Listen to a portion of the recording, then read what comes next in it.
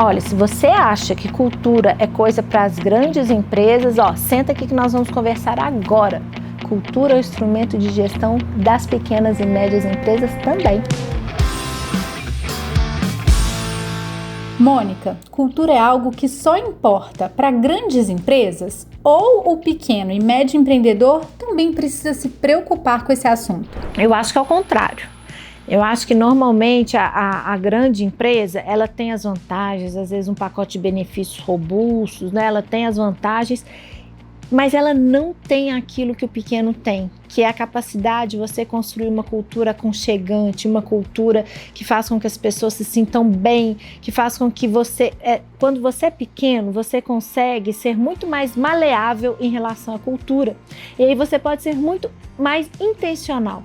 E aí a cultura, exatamente a cultura, pode ser o diferencial competitivo para você ter um time que escolhe trabalhar para você e não para uma grande empresa. Então eu acho que quando você é pequeno, você consegue criar um ambiente que é muito difícil de uma empresa grande reproduzir. Então use a cultura enquanto você é pequeno, porque se Deus quiser, você está pequeno, mas você já é grande e vai crescer. Então aproveite esse momento da empresa para criar uma cultura única, uma cultura forte, cheia de personalidade, que tem a ver com a realidade do seu negócio e que tem a ver com você.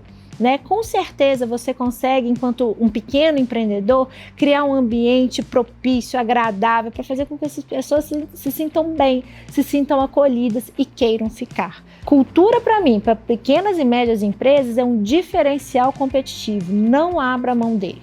E na Solids, hein? Como que a nossa cultura foi desenvolvida? Conta um pouquinho mais. Acho que o próprio case da Solids é um reflexo de que cultura pode ser um diferencial competitivo para a atração dos talentos, né? Porque quando a gente começou, a gente não tinha grana, não tinha investidor, então a gente não podia pagar os maiores salários, a gente não tinha o pacote mais robusto de benefícios, mas a gente criou ali um ambiente tão gostoso, onde as pessoas se sentiam bem de trabalhar, e era muito engraçado, porque o pessoal às vezes combinava de acampar, de passar o final de semana na Solids, simplesmente fazendo churrasco, né? Então a gente conseguiu criar uma cultura onde as pessoas, elas queriam estar lá, né? E ao mesmo tempo, eu e o Ale, a gente foi colocando na cultura da empresa elementos que são importantes para a gente, como por exemplo, a relação com o próprio trabalho.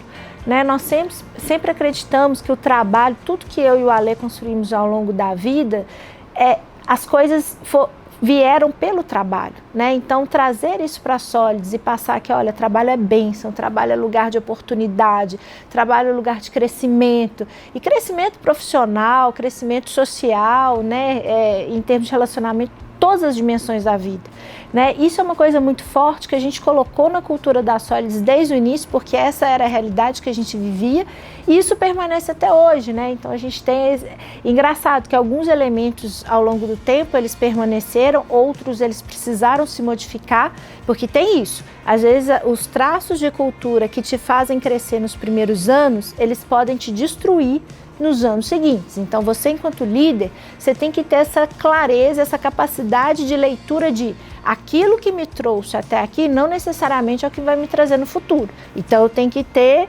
essa capacidade de ir adaptando ao longo do tempo, e a gente vai fazendo isso, né? Então no início a cultura da Solids era extremamente informal, era uma cultura de improviso, assim, de muita execução, de muito foco em resultado, mas também de muito improviso, de muita informalidade.